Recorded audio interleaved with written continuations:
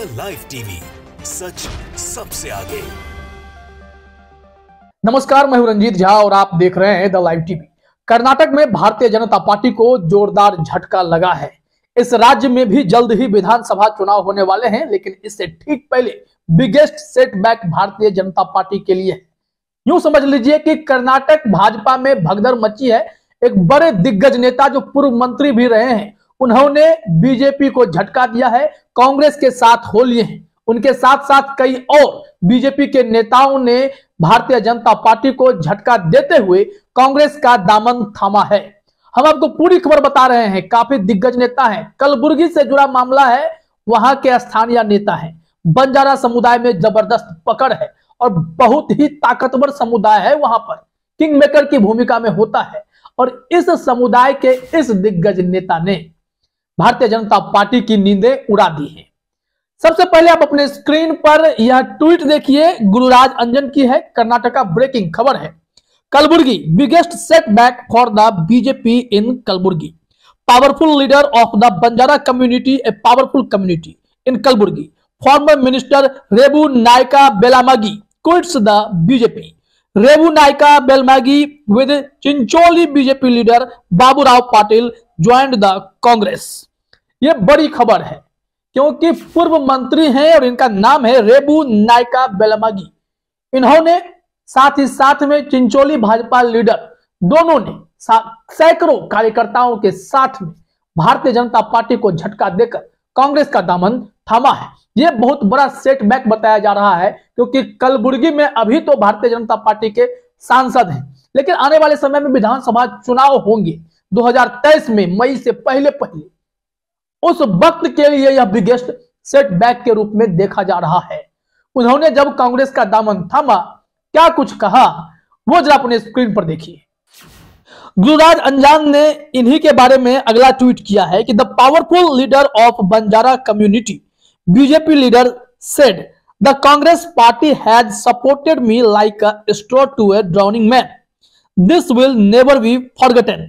When Dr. Mallikarjun Kharge has become a Congress chief, I am joining the Congress has made my day. I am very happy today. इस tweet का मतलब आप आसानी से समझ सकते हैं कि कांग्रेस ने इस दिग्गज नेता के लिए डूबते को तिनके का सहारा जैसा काम किया है। यानी इतनी बड़ी मदद, इतना बड़ा सपोर्ट इस दिग्गज भाजपाई नेता को मिला, जिसके चलते वो प्रभाव में आकर कांग्रेस को ज्वाइन किए।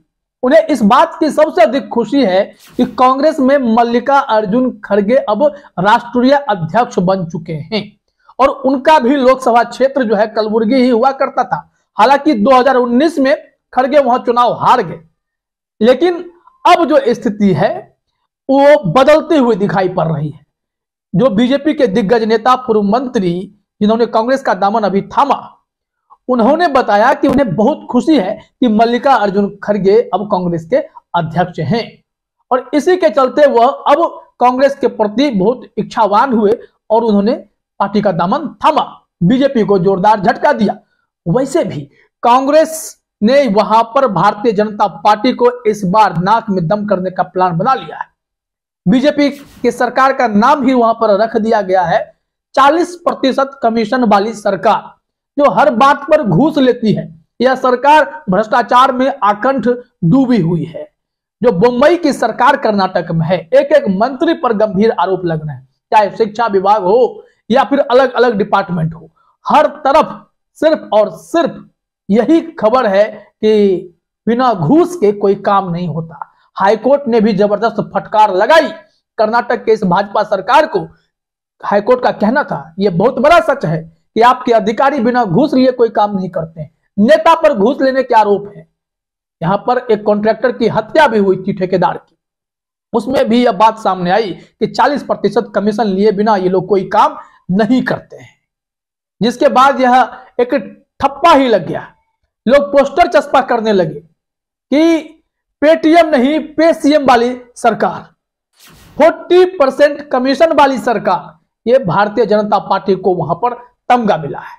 हाँ, कर्नाटक में हिंदू मुसलमान जितना करा लीजिए वो खूब होता है, वो हम आगे चर्चा करते हैं, लेकिन बिगेस्ट सेटबैक जो लगा है कि कैसे बंजारा समुदाय के एक ताकतवर नेता ने बीजेपी को झटका दिया और कांग्रेस का दामन थामा है। एक ट्वीट और अपने स्क्रीन पर देखिए जो उन्होंने जानकारी दी है।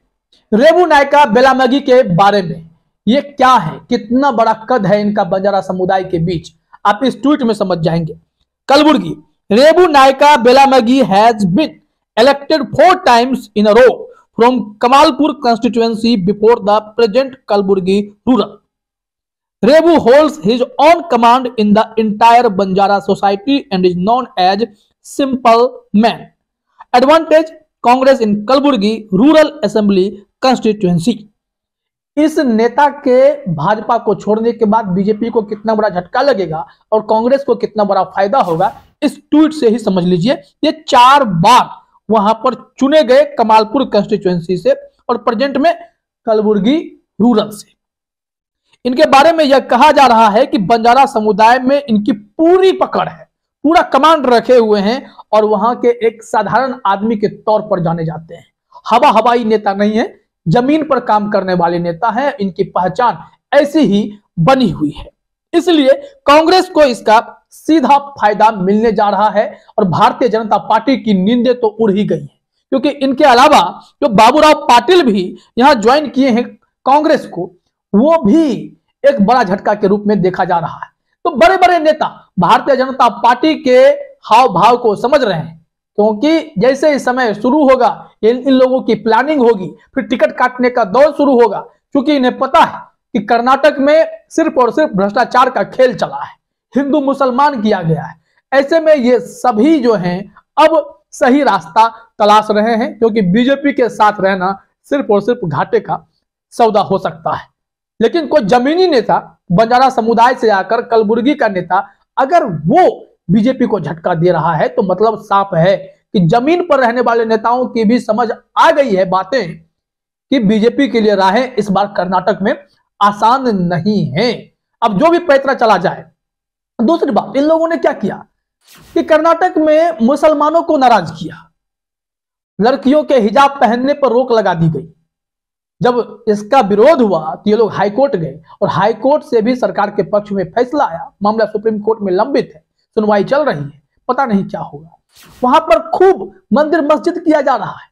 कॉलेज कैंपस में मंदिर बने तो ठीक, लेकिन कोई हिजाब ना पहने।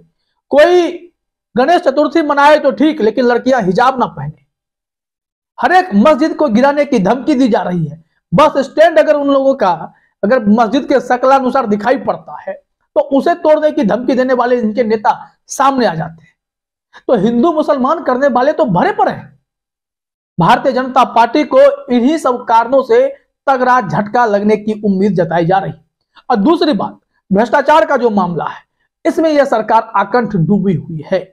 एक के बाद एक कई कारनामे इनके सामने आते हैं। कभी ऑडियो क्लिप वायरल होता है कानून मंत्री का, जिसमें वो कह रहे होते हैं कि हमें पता है कि यह सरकार काम नहीं कर रही है, किसी तरह 7-8 महीने मैनेज कर लेना है, फिर आगे तो चुनाव होने ही वाले हैं। जब इनके ही खुद मंत्री इस बात को स्वीकार कर रहे हैं कि उनकी सरकार काम नहीं कर रही है, तो फिर जनता कैसे इन पर भरोसा करेगी। और कमीशन लेकर काम करने वाले, फाइल अगर कहीं आगे बढ़े इसके लिए घूस दीजिए, तो इस सरकार ने तो ऐसी छवि बनाई है जो कि सबसे बदनाम छवि है। वहीं दूसरी तरफ कांग्रेस का कद बढ़ा है। साउथ में जिस हिसाब से राहुल गांधी की लोकप्रियता बढ़ी, लोगों ने उन्हें प्यार दिया, वो प्यार शायद इस चुनाव में सूद समेत चुकाया जा सकता है। राहुल गांधी के प्रति लोगों का अथाह प्रेम साफ साफ भारत जोड़ो यात्रा के दौरान देखने को मिला। हजारों लाखों की संख्या में उनके साथ लोग पैदल चल पड़े और इससे यह मैसेज गया कि कोई नेता है जो जमीन पर काम करना चाहता है। वहीं कर्नाटक में जब मल्लिकार्जुन खड़गे जैसे नेता को, जो कलबुर्गी से ही आते हैं, उन्हें कांग्रेस ने कमान सौंपी तो कर्नाटक के लिए बड़ा संदेश गया कि गैर गांधी परिवार ने जब किसी नेता को चुना तो वो कर्नाटक कलबुर्गी से मल्लिकार्जुन खड़गे को चुना है। इसका भी सीधा फायदा कांग्रेस को मिलने जा रहा है। तो आने वाले दिनों में जो चुनाव होंगे उसमें बीजेपी के लिए यह गहरा झटका है, बड़ा झटका है। वहीं कांग्रेस के लिए फायदे ही फायदे नजर आ रहे हैं। फिलहाल इस वीडियो में इतना ही। आप सभी का हमसे जुड़ने के लिए बहुत बहुत धन्यवाद। द लाइव टीवी, सच सबसे आगे।